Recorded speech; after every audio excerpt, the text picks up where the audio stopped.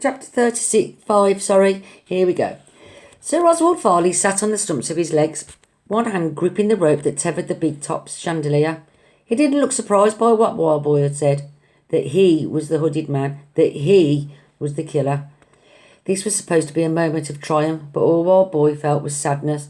He wished that he was wrong. He hated that he was right. The answer was right in front of me, he said. I just couldn't see it, or maybe I didn't want to. You didn't scream when the file caught your cloak at the doctor's house. Them marks on the ground, they weren't from a crutch or a cane or a hobnailed boot. They're from wooden legs, weren't they, Sir Oswald? Around the tent, the gentlemen turned their pistols from Finch and Mary Everett and aimed them at Sir Oswald. A sad smile spread across Sir Oswald's wrinkled cheeks. He turned Finch's knife in his palm. Master Wild, he said softly, look out. He whirled with the blade and sliced the rope.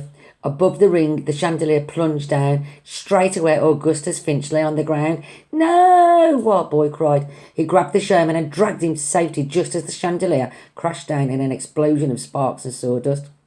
The gentleman staggered back, coughing and calling out, He's gone! The killer's gone! Now Wild Boy was away too, leaping the wreckage and running out of the back of the big top. This had gone wrong, but he could still save Clarissa. He knew that Sir Oswald had fled to his new machine. That was where he'd find her. It was eerily quiet behind the circus tent, the clamour of the fairground muffled by the closely parked caravans. The only sound was the rain pounding in the ground and Wild Boy's bare feet splashing in puddles as he ran between the vans. He knew where he'd find Sir Oswald's machine. He should do, he thought. He'd seen it enough times. Only back then he'd had no idea what he was really looking at. He kept running until he reached one of the vans on the far side of the square. Wiping wet hair from his eyes, he looked up at his old home, the freak show. The caravan side was still decorated with those garnished banners, that beast with glowing eyes and torn clothes, the savage spectacle of Wild Boy. For most of the time that he'd lived there, he hadn't regarded himself as anything better than the monster on those banners, a freak only good for being mocked and laughed at by slobs. But he knew now that he was more than that. He had a friend, he had a skill, and he had solved a mystery. He reached up and tore down a banner. It was as if he'd opened a treasure chest. The wooden walls were covered with shiny copper and silver tubes snaking along the sides, over and underneath. Wires connected one tube to another and were fixed by clips to the axles of the iron wheels. Wild Boy could see now that Sir Oswald's changes to the van weren't for ventilation or heating either. The whole time he had been building his machine. Clarissa! Wild Boy called. He swung the van door open and gasped. Clarissa was inside, tied to the wall by a rope that fed through the wooden slats and with one of the gentleman's mechanical crowns fixed by screws to her head. Spiked copper rods jutted from the top of the crown. They were the same rods that had been driven into the tiger's head and transferred the animal's mind into Dr. Griffin's body. A tangle of wires connected the device to the tubes that crawled over the top of the caravan. Clarissa yelled in her gag. Her eyes flashed Wild Boy warnings that someone was approaching from behind, but he already knew who was there. He just didn't want it to be true. Something landed in a puddle by his feet. It was the hooded man's mask, its porcelain beak curled up into the rain. Congratulations, the killer said. The hooded man stepped from behind the caravans. Rain streamed over his sagging hood. I knew you would solve the mystery, he said. Master Wild. Wild Boy turned to face him. He wasn't scared anymore. He just felt heavy with sadness. You don't need to hide no more, he said. The hooded man slid back the shroud, revealing salt and pepper hair and the wrinkled face of Sir Oswald Farley. You were wrong about one thing, though, Sir Oswald said. They are not wooden legs. The rest of the cloak fell away. Even though Wild Boy knew what he could see, it still made him step back in shock. Sir Oswald balanced on two iron legs, stilts with narrow metal points, springs for suspension, hinges in place of knees, and straps fixing them to the stumps of his thighs. He smiled at Wild Boy sadly. Professor Wollstonecraft made them for me. You and him were friends? Wild Boy asked. We drank together some nights, Sir Oswald replied. He drank too much and spoke too much.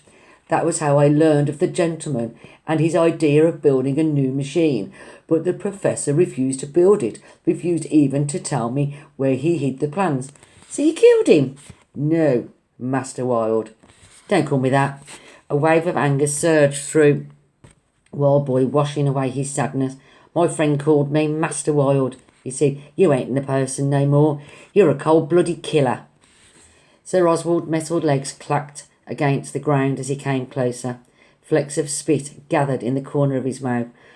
I did not mean to kill anyone, he insisted. That mask, this cloak. I thought I could scare the professor into giving me his plans. But you saw, he used his knife against me. It was the same with Dr. Griffin.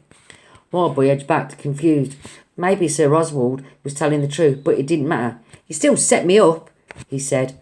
I had to. I couldn't find the doctor's secret chamber on my own, or the gentleman and their machine, but I knew that you could. His head sank, and grey hair fell around his face. He looked tired and sad. I was trying to help you, he said quietly. Help me? I told you that things could get better, remember? That is why I built this machine. For us. We could be normal, Master Wild, like everyone else.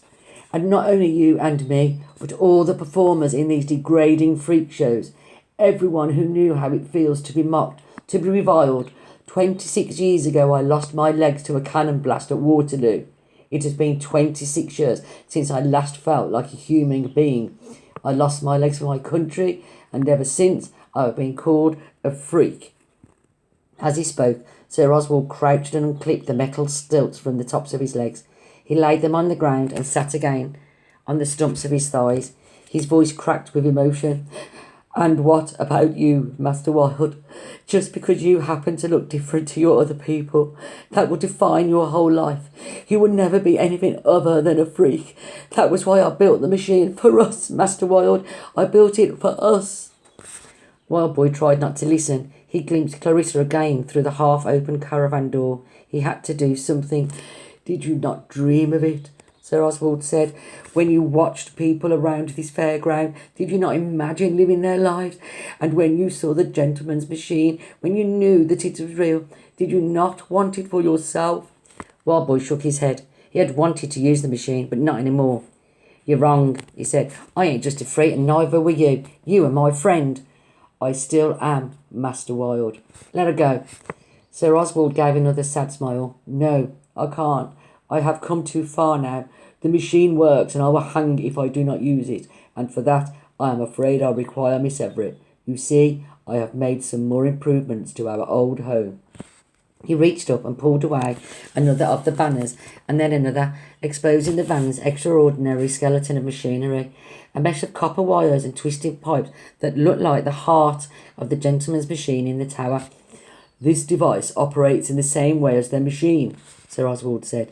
The wheels generate the electricity which is channelled into the crowns. I shall wear one crown, Miss Everett the other. Once we travel fast enough, this machine will come to life.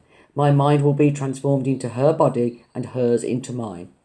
For the first time, Wild Boy realised that the van's horses were harnessed and ready to ride. He had to get Clarissa out of there now. He burst for the door, but something hard crashed against the back of his skull as he collapsed to the ground. He tried to get up, but his head whirled and he slumped back. Through the rain and dizziness, he saw that he had been struck by one of Sir Oswald's metal legs. Sir Oswald came closer, walking on his hands. Carefully, kindly, he raised Wild Boy's head and slid his cloak beneath. I am truly sorry, Master Wild, he said. I never wished to hurt you. He climbed up into the driver's perch and fastened the other mechanical crown to his head. Wires trailed from the device into the caravan behind him, into his machine. I hope we will meet again, old friend, and when we do, I will look very different.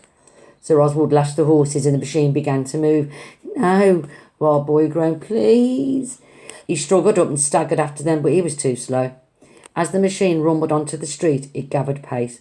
Its pipes and wires began to crackle and glow, turning white with heat and then blue with electrical fire. Clarissa! Wild Boy yelled. Yaw! Yaw! Cried a voice. Wild Boy dived aside as another carriage burst into the street. He was stunned to see that it was the Lord Mayor's golden coach, and Marcus was driving it. The gentleman slowed the carriage down as he waited for him to catch up. Hurry! As soon as Wild Boy was inside, Marcus lashed the reins and they were away again, racing through the rain, after Sir Oswald, after Clarissa, after the machine.